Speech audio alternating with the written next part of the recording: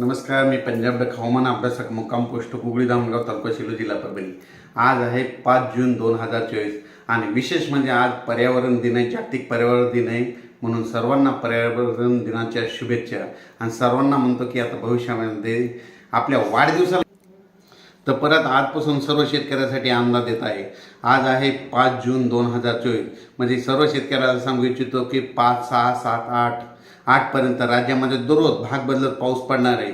पेरण्यायोग्य पाऊस पडणार आहे, काही ठिकाणी कमी पडेल, काही ठिकाणी जास्त पडेल आणि ज्यांच्या ठिकाणी समजा एकीत ओल गेली तर त्यांनी पेरणी करायला हरकत नाही, म्हणून हा अंदाज लक्षात घ्यायचा। पण परत एक सर्व शेतकऱ्यांसाठी आणि एक अंदाज देत आहे। तुम्हाला एक सांगू इच्छितो की राज्यामध्ये 9 जून 10, 11, 12 आणि 13च्या दरम्यान मुंबई, पुणे, नाशिक, पश्चिम महाराष्ट्र, कोकण पट्टी आणि उत्तर महाराष्ट्राकडे म्हणजे वाहुनी म्हणजे मुसळधार पाऊस पडणार आहे, म्हणून हा अंदाज लक्षात घ्यायचा। म्हणजे कोकणपट्टी, उत्तर महाराष्ट्र आणि पश्चिम महाराष्ट्रामध्ये 9 ते 14च्या दरम्यान मुसळधार पावसाची शक्यता आहे, म्हणून हे अंदाज लक्षात घ्यायचा।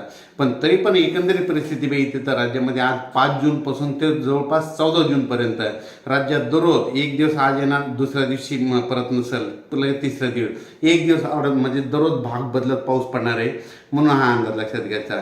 ज्या ज्या ठिकाणी पडला पेरणीयोग्य ओल झाली तर पेरणी करायला हरकत नाही, म्हणून हा देखील अंदाज लक्षात घ्यायचा। राज्यात सांगायचं झालं तर काय झालं की म्हणजे दररोज काय होईल वेगवेगळ्या भागात पाऊस पडायला आहे, म्हणून हे देखील सांगू इच्छितो।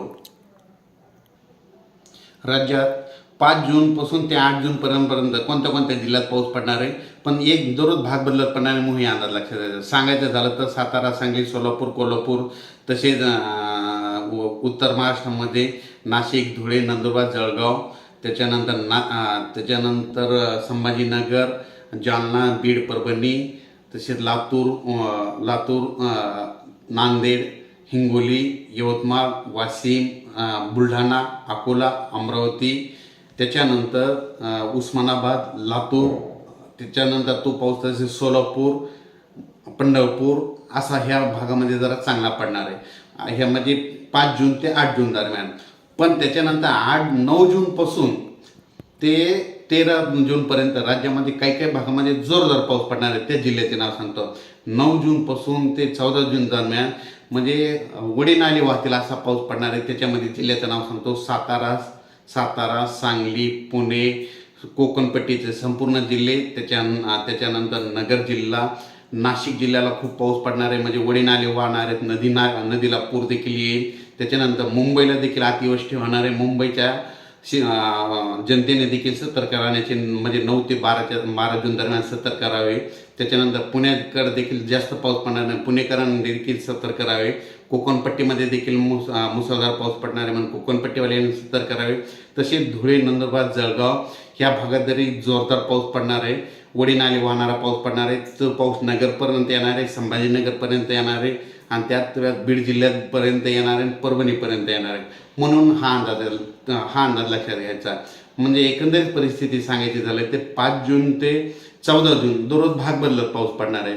पण 9 जून ते 14 जून दरम्यान मात्र कोकणपट्टी, पश्चिम महाराष्ट्र आणि उत्तर महाराष्ट्रात मात्र जोरदार पाऊस पडणार आहे, म्हणून हा अंदाज लक्षात घ्यायचा।